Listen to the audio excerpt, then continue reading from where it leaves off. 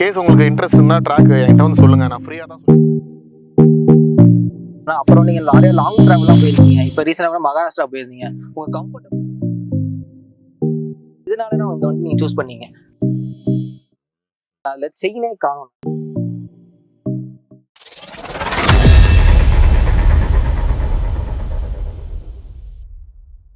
Hi guys, welcome back to our channel. நீங்கள் நம்ம என்ன இதை பற்றி பார்க்க போகிறோம்னா, ஹார்லி டேவிட்சன் அதோட ஓனர் பற்றி நம்ம அண்ணன் தான். இந்த அண்ணன் எல்லாத்தையும் பார்த்துருப்பீங்க ஆல்ரெடி. இவர் பேர் ராஜபாண்டியன், செல்லம்மா ஆர்பின்னு கூப்பிடுவாங்க. என்னோட யூடியூப் சேனல் வந்து ஆர்பி மோட்டோ விளாக். சப்ஸ்கிரைப் பண்ணிடுங்க. ஆனால் வெல்கம்ண்ணா. Hello bro. ஃபர்ஸ்ட்டு என்னன்னா, எதனால இந்த வந்து நீங்கள் சூஸ் பண்ணீங்க? எவ்வளோ சூப்பர் பைக் இருக்குது, பட் ஏன் நீங்கள் இதை சூஸ் பண்ணீங்க ஹார்லி டேவிட்சன்? ப்ரோ ஆக்சுவலாக வந்து ராயல் என்ஃபீல்டு வந்து சின்ன வயசில் ரொம்ப பிடிக்கும். ஓகே. ஸோ அதாவது கிட்ஸில் இருக்கும்போது ராயல் என்ஃபீல்டு பிடிக்கும். ஸோ அது ஏன் பிடிக்குதுன்னா, அது ஒரு க்ரூசர் டைப், ஒரு கிளாசிக் ரெட்ரோ பைக் மாதிரி. ஸோ அதில் வந்து எதுன்னு பார்க்கும்போது இந்த வண்டி ஒரு செக்மெண்ட்டில் வச்சிருந்தேன். ஆக்சுவலாக 3 வண்டி நான் செக்மெண்ட்டில் வச்சிருந்தேன். ஓகே. ஸோ வெர்சஸ் 650 வச்சிருந்தேன், இது வச்சிருந்தேன். ஸ்கிராம்லரில் டுக்காடி ஸ்கிராம்லரில் 800 அதில் 3 வச்சிருந்தேன். ஸோ இது பார்த்தீங்கன்னா வந்து ஆக்சுவலாக எனக்கு ப்ளூ கலர் ரொம்ப பிடிக்கும். என்னோட எல்லா கார்லேருந்து பைக்கில் எல்லாமே பார்த்தீங்கன்னா ப்ளூ தான். ஸோ ப்ளூ தான் எனக்கு ரொம்ப பிடிக்கும். ஸோ ப்ளூ கலர் வந்து ஃபஸ்ட்டு அட்ராக்ட் பண்ணிச்சு. எல்லாமே ப்ரைஸ் செக்மெண்ட் வந்து மேக்ஸிமம் ஒரு 50,000 to 60,000 டிஃபரன்ஸில் தான் எல்லாமே இருந்துச்சு. ஸோ நான் இது சூஸ் பண்ணது காரணம் மோஸ்ட் பவர்ஃபுல். ஸோ வீட்வின் வந்து எப்பயுமே பவர்ஃபுல், பவர் ரேஞ்ச் பேண்ட் வந்து ரொம்ப அதிகமாக இருக்கும். ஸோ அதுக்காக வீட்வின் நான் சூஸ் பண்ணேன். ஸோ வண்டியோட கலரும் சரி, அது லுக்கும் சரி, ஒரு கிளாசிக்காக ஒரு மாடர்ன் ஹார்லி. பார்த்தாலே தெரியுது, அங்கங்க ஸ்டிக்கர்லாம் விட்டுருக்கீங்க, நிறைய இது இருக்கு. இதோட அட்வான்டேஜ் அண்ட் டிஸ்அட்வான்டேஜ் சொல்லுங்க. இதோட அட்வான்டேஜ் ஃபர்ஸ்ட் சொல்லுங்க, அது டிஸ்அட்வான்டேஜ். இது அட்வான்டேஜ்னா பவர். இது ஆக்சுவலா இது இன்ஜின் வந்து எக்ஸ் ரெவல்யூஷன் இன்ஜின் சொல்லுவாங்க. ஸோ ஃப்ரண்ட் பாட்டம்ல இருந்து ஆர்பிஎம்ல இருந்து டாப் வரைக்கும் பாத்தீங்கன்னா வந்து பவர் வந்து கண்டினியூஸா இருக்கும். இப்போ கேடிஎம்ல பாத்தீங்கன்னா வந்து லோ எண்ட்ல வந்து டார்க் இருக்கும். R3 நிஞ்சால பாத்தீங்கன்னா ஹை அந்த ஆர்பிஎம் வந்து கடைசியில தான் பவர் இருக்கும். ஸோ இது ஸ்டார்டிங்ல இருந்து கடைசி வரைக்கும் லீனியரா பவர் அப்படியே இருந்துட்டே இருக்கும். இதோட பிளஸ் ஒன்று இது. ஸோ இதுல ஹார்லிலே பாத்தீங்கன்னா இதுதான் வந்து இப்போதைக்கு பேன் அமெரிக்கா நைட்ராடுக்கு முன்னாடி தான் ஃபாஸ்டஸ்ட் ஹார்லி. ஸோ 883 கிடையாது, அது மாதிரி ஃபேட் பாப் அதெல்லாம் கம்பேர் பண்ணும்போது ஃபாஸ்டஸ்ட் ஹார்லின்னு பார்த்தீங்கன்னா குயிக்கஸ்ட் இதுதான் குயிக்கஸ்ட். ஸோ ஸ்ட்ரீட் இது கீழே 2 வண்டி இருக்கு. ஸ்ட்ரீட் 500 இருந்துச்சு, ஸ்ட்ரீட் 750 இருந்துச்சு. ஸோ இது ஸ்ட்ரீட் ராட் இது. ஸோ ஃப்ரண்ட்ல 2 டிஸ்க் இருக்கு. க்ரூசர் பைக்குன்னு பார்த்தீங்கன்னா வந்து ஃப்ரண்ட் வீல் வந்து பெருசாகவும் பின்னாடி வீல் சின்னதாகவும் இருக்கும். ஸோ இது பார்த்தீங்கன்னா வந்து ப்ரொபோஷனேட்டா 17 inch இருந்துச்சு. ஸோ ஸ்போர்ட் யூஸ்க்கு நல்லா இருக்கும். கிரவுண்ட் கிளியரன்ஸ் ரொம்ப அதிகம். ஸோ ஒரு KTM RC 390 விட இது கிரவுண்ட் கிளியரன்ஸ் வந்து ரொம்ப அதிகம். ஸோ இதெல்லாம் வச்சு பார்க்கும்போது ஓகே இது சூட்டா இருந்துச்சு. ஆனா அப்புறம் நீங்க நிறைய லாங் டிராவல்லாம் போயிருக்கீங்க. இப்போ ரீசெண்டாக மகாராஷ்டிரா போயிருந்தீங்க. உங்க கம்ஃபர்டபுள் எப்படின்னா இருக்கு? நீங்க நிறைய சோலோவா தான் போறீங்க, பட் உங்க கம்ஃபர்டபுள் பேக் பெயின் இந்த மாதிரி ஏதாச்சும் இல்ல? எவ்வளவு பெரிய சூப்பர் பைக் எடுத்தாலும் வலி இருக்கும். அதாவது இது எவ்வளவு சீக்கிரம் உடம்பு வலிக்க ஆரம்பிக்குது அப்படிங்கறதா மேட்ரு. ஸோ இப்போ ஒரு ஸ்போர்ட்ஸ் பைக் எடுத்துக்கிறோம்னு வச்சுக்கோங்க, சூப்பர் ஸ்போர்ட் எடுத்துக்கிறோம்னா ஒரு 100 kilometers முதுகு வலி இடுப்பு வலி வருதுன்னா அதோட கொஞ்சம் கம்ஃபர்டபுளா இருக்க வண்டியில ஒரு 200 kilometers வரும். இது வந்து ஆக்சுவலா கொஞ்சம் ரைடிங் போர்ஷன் வந்து கொஞ்சம் வந்து அக்வர்டா இருக்கும். ஆனா வந்து எல்லா வண்டிக்கும் ஒரு ஸ்வீட் ஸ்பாட் இருக்கு. அந்த ஸ்வீட் ஸ்பாட்ல பிடிச்சிட்டோம்னா எவ்வளவு தூரம் போனோம். நான் இது வந்து நிக்காம ஒரு 1000 kilometerலாம் தாராளமா பண்ணிருக்கேன். நல்லா இருக்கும். டூரிங்க்கு கேப்பபிள் ஆகும். இல்ல அப்புறமேட்டு இதுல என்ன நீங்க மாடிஃபிகேஷன் பண்ணிருக்கீங்க? மெயினா என்னென்ன பண்ணணும் ஃபர்ஸ்ட்? இப்போ நான் டிராவல் பண்றேன்னு வச்சுக்கோங்க, என்னென்ன ஃபர்ஸ்ட் பண்ணணும் அதுல? ஸோ நான் பேசிக்கான மாடிஃபிகேஷன் பார்த்தீங்கன்னா வந்து டாப் பாக்ஸ் போட்டிருக்கேன். ஸோ இது பார்த்தீங்கன்னா வந்து JB ரேசிங்ல 45 litres top box. So இது டாப் பாக்ஸ் உட்காரதுக்கு நான் வந்து டாப் ரேக் செஞ்சிருக்கேன். ஸோ நிறைய லோடு எடுத்துட்டு போவேன், அதனால வந்து எக்ஸ்ட்ரா கொஞ்சம் வெயிட் லோட் பண்றதுக்காக கொடுத்து நான் செஞ்சிருக்கேன்.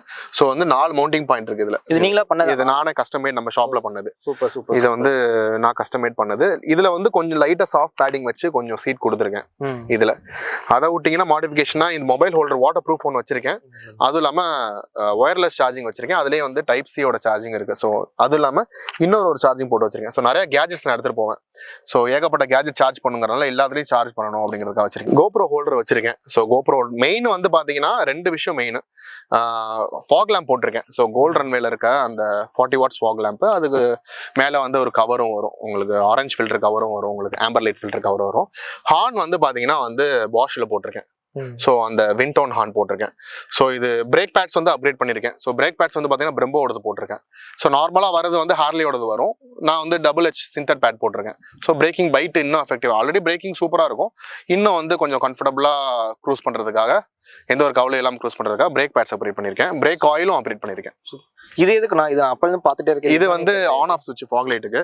ஃபாகோட இது வந்து 3 மோட் வச்சுக்கலாம். டிம், மீடியம், ஹை பீம் 3 வச்சுக்கலாம் ஃபாக் லேம்ப்ல. அந்த மாதிரி வச்சிருக்கோம். சூப்பர். அப்புறம் grip, ஹேண்ட் grip பாத்தீங்கன்னா வந்து இது யாரும் யூஸ் பண்ண மாட்டாங்க. புதுசா நானே கண்டுபிடிச்சது.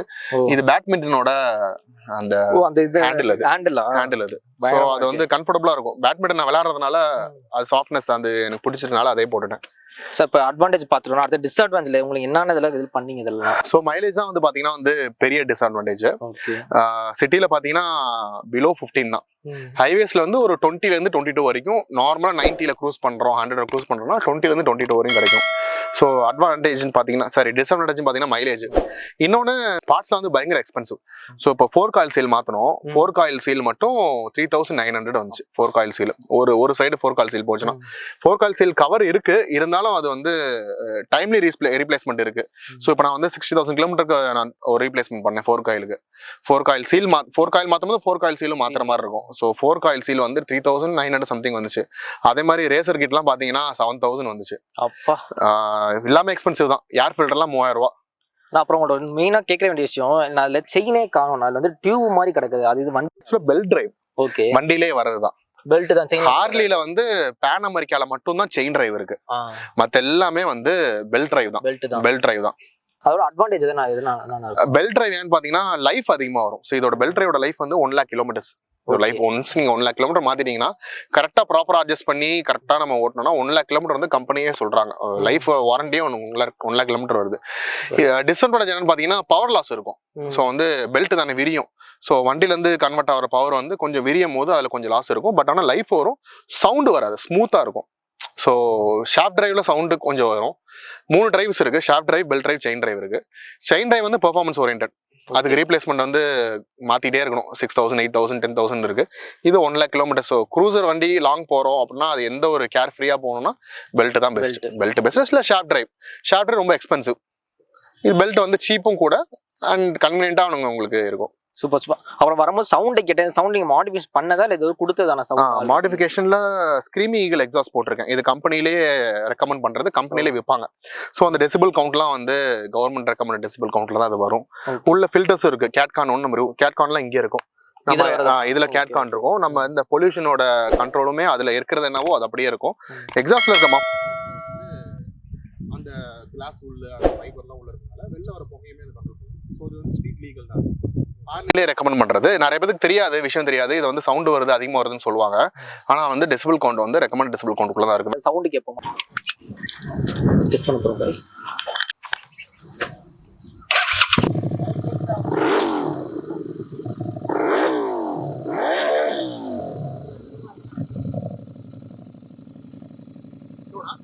சவுண்ட் இல்லை என் பக்கத்துல அப்போ காது கிருன்னு உங்களுக்கு அப்படிதான் இருக்கும்னு நினைக்கிறேன். பாருங்க சவுண்ட் வேற லெவல்.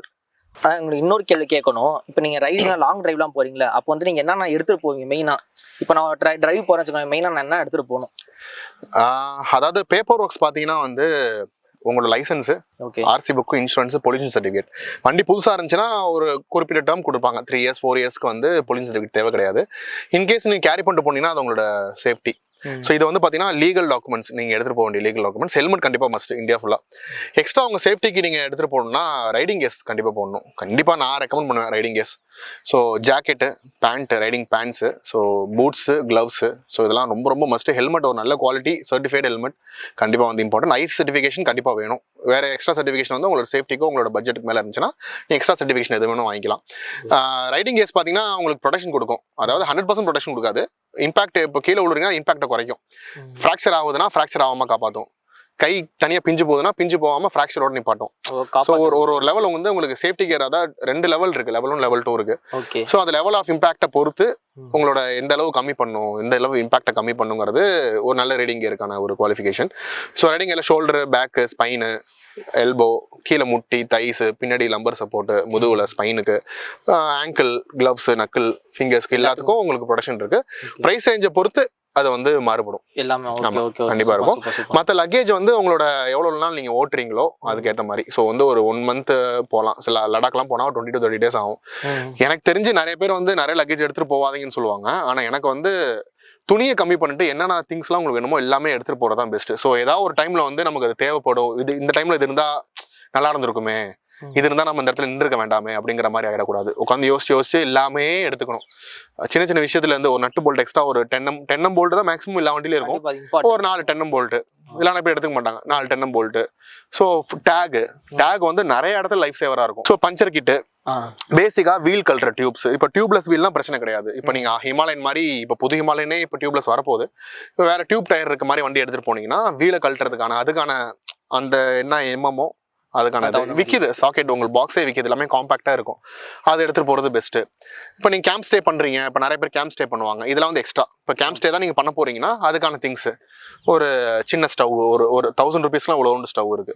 இவ்வளோண்டு ஸ்டவ், ஏர் பில்லோஸ், யோகா மேட்டு, டென்ட்டு. ஸோ இந்த மாதிரி நீங்கள் எடுத்துகிட்டு போகலாம். அது உங்களோட பர்சனல் ப்ரிஃபரன்ஸு. ஆனால் இந்த அக்சசரிஸ் இந்த எக்ஸ்ட்ரா கேஜெட்ஸுங்கிறதுலாம் இப்போ பர்சனல் ப்ரிஃபரன்ஸ்.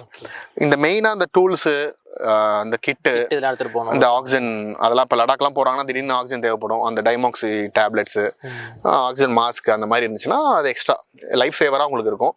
எவ்வளோ லக்கேஜ் எடுத்துகிட்டு போகிறோமோ அவ்வளோ வந்து சேஃபாக போகலாம். ஸோ வண்டி கெப்பாசிட்டி உங்களுக்கு ஃபர்ஸ்ட் ஒன்று, ஸ்டெபிலிட்டி ஒன்று. அதுக்குமே நம்ம எடுத்துகிட்டு போகக்கூடாது. வண்டி எந்த அளவுக்கு மேக்ஸிமம் லோடு எவ்வளோ அதை கால்குலேட் பண்ணி எடுத்துட்டு மிஞ்சி போனா பின்னாடி ஒரு பில்லியன் லோடெல்லாம் உங்களுக்கு எடுத்துட்டு போக மாட்டீங்க. ஸோ பின்னாடி பில்லியன் கால்குலேட் பண்ணி தான் வண்டியோட ஸ்டெபிலிட்டி மேக்ஸிமம் செஞ்சிருப்பாங்க. ஒரு 70 to 80 kg பின்னாடி ஆள் உட்காடுறாங்க அப்படின்னா அதுக்கேற்ற ஸ்டெபிலிட்டி தான் இருக்கும். நீங்க எடுத்துட்டு போற லக்கேஜ் அவ்வளோ வெயிட்லாம் வராது.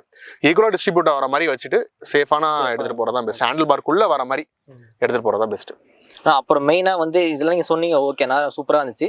பட் இது நீங்க இதுல அனுபவிச்சது என்னன்னா, இந்த அட்வான்டேஜ் சொல்லுங்க, டிஸ்அட்வான்டேஜ் சொல்லுங்க. இப்போ நீங்க எடுத்துட்டு போறீங்க, இவ்வளவு கேரேஜ் எடுத்துட்டு போறீங்களா, இல்ல நான் இதெல்லாம் மறந்துட்டேன்டா, ஒரு தடவை ரைடு போய் எல்லாம் விட்டுட்டேன், அந்த மாதிரி ஏதாச்சும் இருக்கா விஷயம்? அந்த மாதிரி ஏதாச்சும் இருக்கா? டேக் இருக்கு. நான் டேக் வாங்கணும்னு நினைச்சிட்டு டேகை விட்டேன். ஆக்சுவலா என் வண்டிக்கு லூப் தேவைப்படாது. ஏன்னா செயின்லாம் லூப் தேவைப்படாது. ஆனா லூப் நான் எடுத்துட்டு போயிருந்திருக்கணும். பிகாஸ் பாத்தீங்கன்னா என்னோட சுவிட்ச் கேஸ் வந்து மழையில, அதாவது கண்டினியூஸா மழையிலையும் டஸ்ட், அதாவது ஒரே ரைட்ல பாத்தீங்கன்னா வெயில், மழை, டஸ்ட் 3 இருந்தாலும் இந்த சுவிட்சஸ்லாம் வந்து இண்டிகேட்டர் சுவிட்சஸ்லாம் மாட்டிக்கிச்சு. ஸோ என்னதான் பண்ணாலும் அது வரவே இல்லை. ஸோ ஒரு வாட்டி இப்படி போட்டுட்டு இழுத்து விடுற மாதிரி இருந்துச்சு. ஸோ அந்த டைம்ல கிளீன் பண்ணி லூப் அடிச்சிருந்துருக்கலாம். அடிச்சிருந்தா அதை நல்லா அவாய்ட் பண்ணியிருக்க முடியும். ஏன்னா இண்டிகேட்டருங்கிறது ரொம்ப ரொம்ப இம்பார்ட்டன்ட். ஹைவேஸ்ல ஓட்டுறோம் எங்கனாலுமே இண்டிகேட்டர் ரொம்ப இம்பார்ட்டன்ட். அதுல நம்ம கான்சியஸா அதை நம்ம கான்சியஸா பார்த்துட்டே இருக்கும்போது ரோட்ல டைவர்ஷன் ஆயிடக்கூடாது. ஸோ விட்டுட்டு வரதான் என்னைக்குமே சேஃபா இருக்கும். அந்த டைம்ல வந்து அதை நான் ரொம்ப மிஸ் பண்ணேன். இந்த மாதிரி சின்ன சின்ன விஷயம் நிறைய இருக்கு.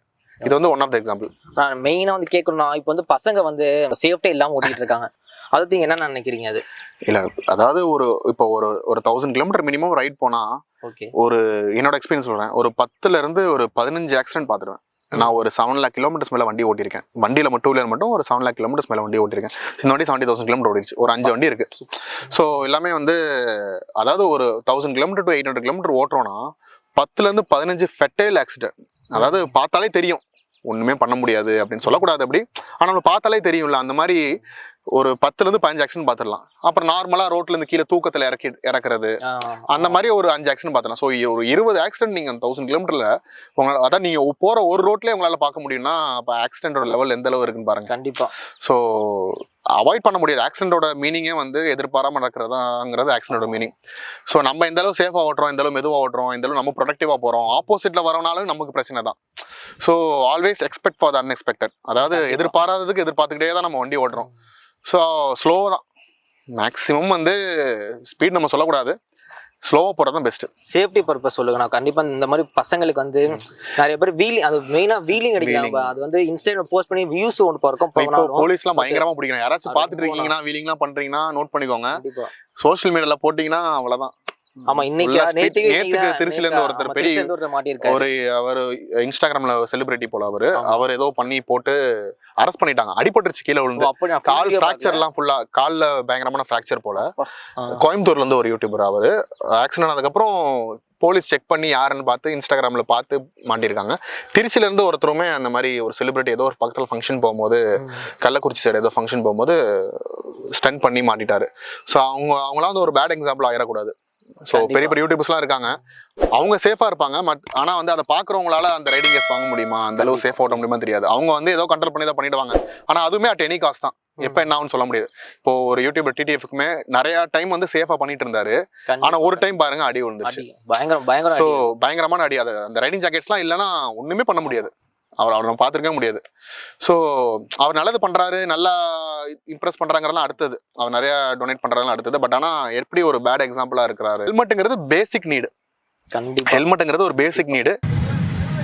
இந்த ஸ்டென்ட் எல்லாம் வந்து அதுக்குன்னு தனித்தனி இடம் இருக்கு, ப்ரொஃபஷனல்ஸ் இருக்காங்க, அவங்ககிட்ட போய் ப்ரொஃபஷனலாக கற்றுக்கிட்டு. இப்போ ஸ்டென்ட் வந்து இந்தியாவில் வந்து லீகல் கிடையாது, இப்போ வரைக்கும் லீகல் கிடையாது, ஒரு ஸ்போர்ட்டும் கிடையாது. ஸ்டென்ட் வந்து க்ளோஸ்டு ஏரியாவில் பண்ணலாம். நானே எத்தனையோ பேரை பார்த்துருக்கேன்டா, ஆனா உன்ன மாதிரி வெறும் வாயில வட சுருள் நான் பார்த்ததுலடா எங்க அப்பா. அது வந்து ஒரு என்டர்டைன்மெண்ட் ஷோ தான், அதுவும் தனி ஸ்போர்ட்டாக இன்ன வரையும் ரெக்கக்னைஸ் பண்ணலை. ஸ்டென்ட்டுங்கிறது ஒரு ஆசைக்காக வந்து ஒரு க்ளோஸ்டு ஏரியாவில் பண்ணிக்கலாம். பர்சனல் சேஃப்டி தான் அது, பர்சனலாக நீ பண்ணலாம். நீ அவனுக்கு சொல்லி கொடுக்கறது வந்து எந்த அளவு லீகலா இந்தியாவில் இருக்குன்னு எனக்கு தெரியல. ஆனா வந்து ஸ்டென்ட்டுங்கிறது என்னைக்குமே டேஞ்சர் தான், ஸ்பீடும் டேஞ்சர் தான். கண்டிப்பா ஸ்பீடா ஓட்டுனா சர்க்கியூட் இருக்கு, ரேஸ் ட்ராக் இருக்கு, அங்க வந்து ஓட்டுங்க, சேஃபா இருக்கும். அங்க உள்ளே வந்து ஐசியூ கேர்லாம் இருக்கும். இன் கேஸ் ஏதாச்சும் ஆனாலுமே உடனே வந்து உங்களுக்கு ரெஸ்பான்ஸ் டீம் வந்து உடனே வருவாங்க. அதுவுமே பிரச்சனை தான், ஸ்பீடு எப்பயுமே பிரச்சனை தான். ஒரு சேஃபா பண்ண முடியும், உங்களை ப்ரொஃபஷனலா பண்ண முடியும்னா நீங்க ரேஸ் ட்ராக் வந்து ஓட்டலாம். ரோட்ல கண்டிப்பா ஸ்பீட் பண்ணவே பண்ணாதீங்க. நான் நிறைய வீடியோ திட்டிலாம் போட்டிருப்பேன். ஆனா வந்து கோவப்படாதீங்க சார், என்கிட்ட எல்லாம் கோவப்படுறதுனால 10 பைசாவுக்கு பிரயோஜனம் இல்ல. என்கிட்ட எல்லாம் கொஞ்சம் கூலிங்கா நடந்துக்கங்க. திட்டுறது வந்து ஏன் திட்டுற மாதிரி போட்டேன்னா, நம்ம எப்படி பாதிக்கப்படுறோம் அப்படிங்கிறது தெரியணும் இல்ல. அப்பயாச்சும் அதை பார்த்துட்டு வேணா அப்படி திட்டுறான் அப்படின்னா நம்ம பண்ணிட்டோம் அப்படின்னு பாக்குறவனுக்கு தெரியும்ல. கீழே நெகட்டிவ் கமெண்ட்ஸ் எல்லாம் வந்துட்டு தான் இருக்கும். ஆனா பாத்தீங்கன்னா மேக்ஸிமம் பாத்தீங்கன்னா பாசிட்டிவ் கமெண்ட்ஸ் தான் இருக்கும். நம்மள மாதிரி கேட்டா பூமரங்கள் மாங்க கீழே விழுந்ததுக்கு அப்புறம் உட்காந்துருக்க வேண்டியதான். கீழே விழுண்டானா கால் போயிடும், வண்டி ஓட்ட முடியாது. லைசன்ஸ்லாம் இப்போ பார் எல்லாம் பண்றாங்க, 1 இயர்ல மினிமம் 1 இயர் பார் பண்றாங்க, ஒண்ணுமே பண்ண முடியாது. ஆமா, ஒரு 5 நிமிஷம் சொகத்துக்காண்டி லைஃபே விட்ட மாதிரி ஆயிடும். கருத்தை சின்னதா முடிச்சிட்டாரு பாருங்க. சோ ஒரு 5 நிமிஷம் அந்த இப்படி போறதுனால நானும் போயிருக்கேன், அந்த ஒரு டைம்ல போயிருக்கேன். அது தப்புன்னு இல்லை, ஆனா அந்த அளவு நம்ம உணர்ந்து தெரிஞ்சு இருக்கும். சொல்லும் போது நீங்களும் கேட்டுக்கிறதா நல்லது. இன்னொன்னு சொல்ல மாட்டேன், அண்ணனே ஆல்ரெடி ட்ராக் ரேசர் தான். நான் அவரோட வீடியோலாம் பார்த்துருக்கேன். அவர் கடைக்கு போனாலே ஒரு நியூஸ் பேப்பர்ல போட்டுருப்பாரு, இப்படி கேட்டு இப்படி படிச்சிருப்பாரு. அந்த ட்ராக்ல சூப்பரா இருக்கும். ஏன்னா அண்ணனே ஒரு கூட்டு போறேன்னு இருக்காரு. பாப்போம் எனக்கு வாய்ப்பு கிடைக்குதா. கேஸ் உங்களுக்கு இன்ட்ரெஸ்ட் இருந்தா ட்ராக் என்கிட்ட வந்து சொல்லுங்க, நான் ஃப்ரீயா தான் சொல்லி கொடுக்குறேன். ஒருத்தவங்களுக்கும் ஒரு அமௌண்ட் நான் சார்ஜ் பண்றதுல. ஒரு 10 பேர் வந்தாங்கன்னா 10 பேர் என்ன கூட்டு போயிட்டு சாப்பாடு வாங்கி கொடுத்தா போதும். நான் வந்து கப் அடிச்சப்போ என்ன கத்துக்கிட்டேனோ, நான் என்னோட ஸ்கில் என்னவோ அது எல்லாமே நான் வந்து ஃப்ரீயா தான் கத்து கொடுக்குறேன். ஏன்னா ஃப்ரீயா சொல்லி தராங்க. கேக்குறவன் கேனா கேரம் போர்டை கண்டுபிடிச்சு கே ரவிக்குமார் நீ கேட்டுக்கோ. மெயினா அதுதான், ஃப்ரீயா சொல்லி தான். யார் இந்த காலத்துல சொல்லி தராங்க, அதுதான் மெயின். இல்ல இது வந்து ஆக்சுவலா ஒரு சர்வீஸ் மாதிரி தான் ப்ரோ. ஏன்னா ஸ்பீடு எல்லாத்துக்குமே பிடிக்கும். யாரும் ஸ்பீடா ஓட்டாதான் நம்மளால சொல்ல தான் முடியும், அதை போய் கண்ட்ரோல் பண்ண முடியாது. ஸோ ஸ்பீடை வந்து சேஃபா ஓட்டிட்டு போங்க. ஸோ நான் ஒரு ரைடிங் கியர் ஷாப் வச்சிருக்கேன். ஸோ அந்த ரைடிங் கியரோட இம்பார்ட்டன்ஸ் எனக்கு 100% தெரியும். ஸோ அது எல்லாத்துக்கும் தெரியணும்னா ட்ராக்ல வந்து ஒரு வாட்டி ரைடிங் கியர்ஸ்லாம் போட்டுட்டு விழுந்தாதான் அவங்களுக்கு தெரியும். ஸோ ஒன்ஸ் நீங்கள் ட்ராக்குள்ள வந்துட்டு ஓட்டிட்டீங்கன்னா ரோட்டில் நீங்கள் ஃபாஸ்ட்டாக ஓட்டவே மாட்டீங்க. ஏன்னா கண்ணு முன்னாடி தெரியும், நம்ம இந்த ஜாக்கெட் போடலன்னா என்ன இருப்போம், கீழே விழுந்தா என்னங்கிறது நமக்கு தெரியும், ஃபீல் பண்ண முடியும். இன்னொன்று நீங்கள் அதை ஒரு அப்பர் லெவலில் எடுத்துகிட்டு போகலாம். ஸோ ரெப்ரசென்ட் பண்ணலாம், இந்தியா ரெப்ரசென்ட் பண்ணலாம். இப்போ நிறைய பேர் இந்தியாவிலேருந்து போயிட்டு இருக்காங்க, இந்தியாவில் ரெப்ரசென்ட் பண்ணலாம். அந்த மாதிரி அதை வந்து சேஃபாகவும் சரி ஒரு ப்ரொஃபஷனலாக எடுத்துகிட்டு போகலாம். சர்க்கிட் வந்தீங்கன்னா பட்டாதான் புரியும்னா அந்த மாதிரி தான் பட்டதா. அதான் பட்டாதான் புரியும், ஆனால் பற்றாதீங்கிறோம். ஸோ சொல்லும் போதே தெரிஞ்சுக்க வேண்டியதான். பட்டாதான் சரி நான் பட்டு கற்றுக்கிறேன் அப்படின்னு இருக்க முடியாது. கீழே விழுந்து தடுக்கி விட்டு முட்டி உடஞ்சி தப்பிச்சு நீங்கள் கற்றுக்கலாம், உயிர் போகிற நிலைமைக்கு போய் கற்றுக்கலாம். அந்த டிஃப்ரென்ஸ் இந்த லெவல் எந்த லெவல்னு இருக்குல்ல. ஸோ அதான் சொல்லும் போதே ஓரளவு யோசிச்சு சேஃபாக போகிறது தான் சேஃப். நமக்கு ரொம்ப சேஃப்டி, ரொம்ப கரெக்டாக அண்ணன் கரெக்டாக இருக்கும். சப்போஸ் உங்களுக்கு ஏதாவது தேவை அப்படின்னா அண்ணனை கான்டாக்ட் பண்ணா எல்லாத்தையும் அண்ணன் நம்பர்ல இருந்து அண்ணன் கடை கிட்ட எல்லாத்தையும் நான் கீழே கொடுக்குறேன். ஓகேவா? Thank you so much for watching guys. Take care and stay safe. Yeah.